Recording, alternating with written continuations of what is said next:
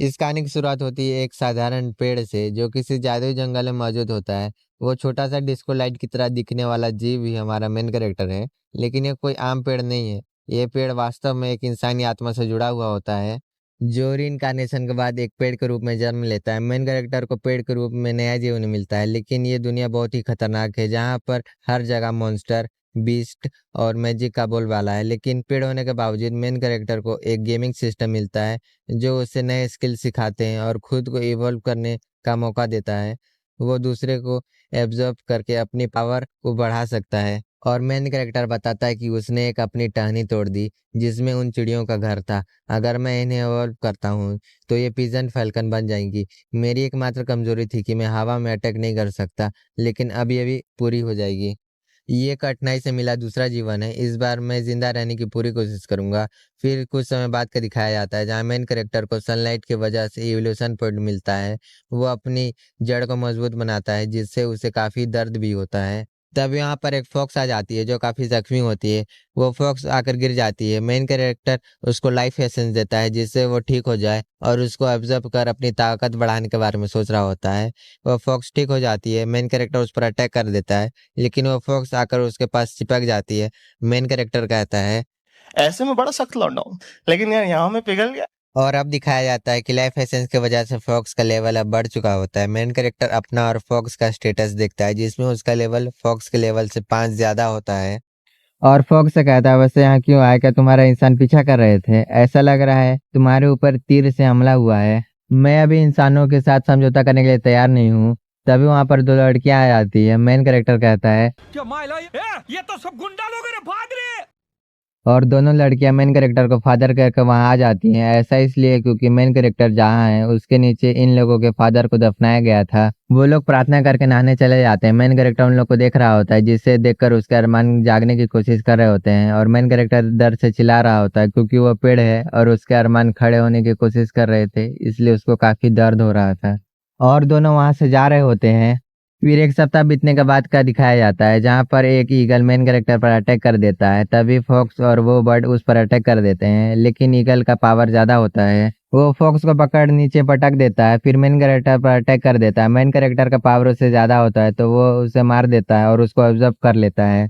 और तभी वहां पर एक सांप मेन कैरेक्टर पर अटैक कर देता है जिससे उसका एक टहनी टूट जाता है। मेन कैरेक्टर कहता है, ये कब मेरे पास आया, मुझे पता भी नहीं चला। मैं सोच रहा था कि मैं अब बहुत स्ट्रांग हो गया हूँ, लेकिन अब मुझे पता चला कि दुनिया बहुत बड़ी है। और सांप पर अटैक कर देता है, लेकिन सांप का ऊपरी लेयर बहुत ही हार्ड होता है जिससे उसे ज्यादा डैमेज नहीं मिलता। लेकिन मेन कैरेक्टर अभी अपनी पूरी पावर से अटैक नहीं किया होता है।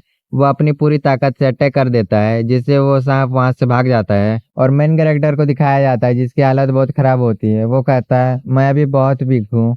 और सिस्टम का यूज करके अपने आप को इवॉल्व करता है जिससे फॉक्स और बर्ड का भी लेवल अप हो जाता है। तभी वहां पर वो दोनों लड़कियां आ जाती हैं जिसके पीछे बहुत सारे मॉन्स्टर होते हैं।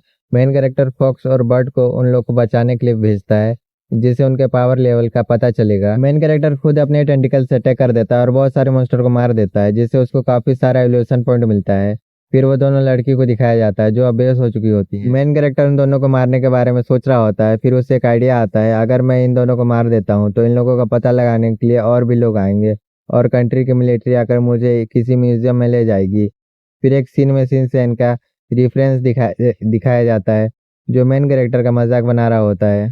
फिर सीन वापस ओरिजिनल स्टोरी में आ जाता है जहाँ पर वो दोनों लड़कियों की आंख खुलती है। उन लोगों के सामने मेन कैरेक्टर होता है। उसको देखकर वो दोनों डर जाती है। मेन कैरेक्टर अपने दिमाग का पूरा इस्तेमाल करते हुए एक रास्ता निकालता है जिसे उन लोग को मारे बिना उन लोगों को अपने कंट्रोल में कर सके। इसलिए वो खुद को उन लोगों का फादर कहता है। लेकिन उन लोग अपने दिमाग का पूरा इस्तेमाल करते हैं। मेन कैरेक्टर से अपने किसी सीक्रेट के बारे में पूछते हैं। मेन कैरेक्टर सिस्टम से देखकर उन लोग का सीक्रेट बताता है जिससे उन लोगों को विश्वास हो जाता है। उसमें से एक लड़की का नाम जियाओ किंग होता है और उसके फादर को दिखाया जाता है जब वो जिंदा थे। वो मरते वक्त जियाओ किंग को अपनी छोटी बहन और दादी का ख्याल रखने को बोल रहे थे। ये सब याद करके जियाओ किंग रोने लगती है। फिर कुछ समय बाद का दिखाया जाता है जहाँ पर जियाओ किंग कुछ पकड़े हुए मॉन्स्टर को खाना खिला रही थी, लेकिन वो मॉन्स्टर उसको देखकर रोर करता है। तभी फॉक्स आकर उसको डरा देती है और मेन कैरेक्टर को दिखाया जाता है जो बहुत सारे मॉन्स्टर को पकड़े हुए था और सिस्टम से स्टेटस विंडो को ओपन करने को कहता है जिसमें उसका नाम यूज ईओ लिखा होता है और रिवलेशन पॉइंट को यूज करके अपने स्किल को अपडेट करता है। और एक स्किल डांस फॉक का यूज करता है और फॉक्स को आवाज देता है। फॉग की वजह से फॉक्स उसको नहीं देख पा रही थी, तो मेन कैरेक्टर खुद पीछे आने को बोलता है और ज़्याकुइंग और उसकी बहन को छोड़ने को कहता है। फॉक्स उन लोग को लेकर जा रही थी और मेन कैरेक्टर इधर एवोल्यूशन पॉइंट का यूज करके अपने आप को स्ट्रांग बना रहा होता है। वो फॉग के साथ हेलुसिनेट का स्किल भी यूज करता है, जिससे वो भेड़िया और बुल हेलुसिनेशन में होते हैं। और मेन कैरेक्टर को दिखाया जाता है जो एवोल्यूशन की वजह से उसके जड़ 100 मीटर अंदर जमीन में चले जाते हैं और आसपास के एरिया में 10 मील दूर तक फॉग फैला हुआ होता है। फिर सीन कुछ दिन बाद का दिखाया जाता है जहाँ पर फॉक्स उन दोनों को लेकर आया हुआ होता है। जियाकुइंग उस भेड़िए के पास जाती है जिसे चोट लगी होती है और चोट को ठीक कर देती है और सारे मॉन्स्टर के साथ खेल रही होती है।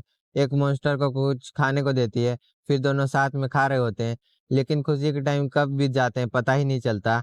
एक दिन फॉक्स उन लोगों को लेकर जा रही होती है, उसके सामने वही सांप होता है जो बचकर भाग गया था और मेन कैरेक्टर को दिखाया जाता है जो खुद को इवॉल्व कर रहा था, जिससे उसको काफी दर्द होता है। उसकी जड़ जमीन तोड़कर मॉन्स्टर पर अटैक कर देती है।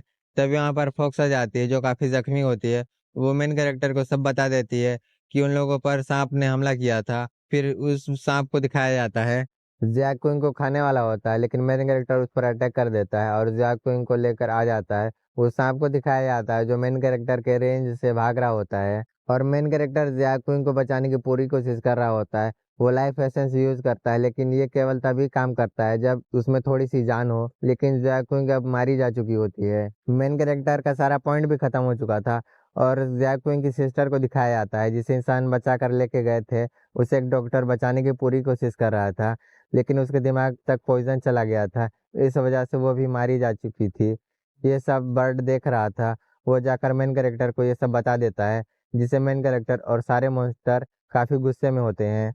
इस जंगल के आसपास जितने भी एरोप्लेन थे वो सब क्रैश हो जाते हैं और जितने भी शिप थे वो भी डूब जाते हैं। इंसान ये सब देखकर उनका इंटरेस्ट अब इस जंगल में होता है। वो लोग इसका इंफॉर्मेशन निकालते हैं जहाँ मॉन्स्टर रंबलिंग कर रहे होते हैं। फिर सांप को दिखाया जाता है जिसपे क्रेन अटैक कर देता है लेकिन हार जाता है। वो बुल भी अटैक कर देता है, लेकिन सांप की ऊपरी सतह बहुत ही हार्ड होती है जिससे वो भी हार जाता है और वो छोटा मॉन्स्टर बिज़ियाक क्विंग को याद करते हुए उस पर अटैक कर देता है, लेकिन वो भी हार जाता है और वो भेड़िए लोग उसकी आंख पर अटैक कर उसका आंख फोड़ देते हैं, लेकिन सांप उन लोगों को हरा देता है और फॉक्स उसकी आंखों पर अटैक कर देता है। फिर उन दोनों के बीच फाइट होने लगती है जिसमें सांप उसको पकड़ लेता है और फॉक्स को मारने वाला होता है। तभी बर्ड आकर सांप पर अटैक कर देता है जिससे वो फॉक्स को बचा सके। बर्ड मेन कैरेक्टर और जैक्विन के साथ बिताए हुए सारे पल को याद करके अपनी पूरी पावर से अटैक कर देता है, जिससे आसपास के सारे पेड़ टूट जाते हैं। सबको लगता है कि सांप अब मारा जा चुका है, लेकिन वो अभी नहीं मरा हुआ होता। वो फॉक्स पर अटैक कर देता है, लेकिन मेन कैरेक्टर सांप को पकड़ लेता है और फॉक्स को बचा लेता है और सांप को पकड़कर अपने पास ले आता है। सांप को भी पता था कि अब वो नहीं बच सकता, इसीलिए लास्ट कोशिश के लिए उसने मेन कैरेक्टर को चारों तरफ से पकड़ लिया होता है, लेकिन मेन कैरेक्टर अपने टेंटिकल से उस पर अटैक कर देता है और उसको मार देता है, जिससे उसको इल्यूशन पॉइंट भी मिलता है। बाकी मॉन्स्टर मेन कैरेक्टर को देख रहे होते हैं, जिसका गुस्सा अभी तक शांत नहीं हुआ होता। वो सांप की बॉडी का टुकड़ा टुकड़ा कर देता है और जैकविंग और उसकी बहन के बारे में सोच रहा होता है और बताता है कि इस दुनिया में जंगल का नियम लागू होता है। जो स्ट्रांग है वही अक्सर हमेशा कमजोरों को शिकार करता है, और ये बताते हुए रो रहा होता है और वो सारे मॉन्स्टर भी रोने लगते हैं। इसी के साथ ये वीडियो यहीं पे ख़त्म हो जाता है। अगर ये मानवा अच्छा लगा तो इसके आगे वाला चैप्टर एक्सप्लेन करूँगा, तो कमेंट करना ना भूलें। मिलते हैं अगले किसी वीडियो में।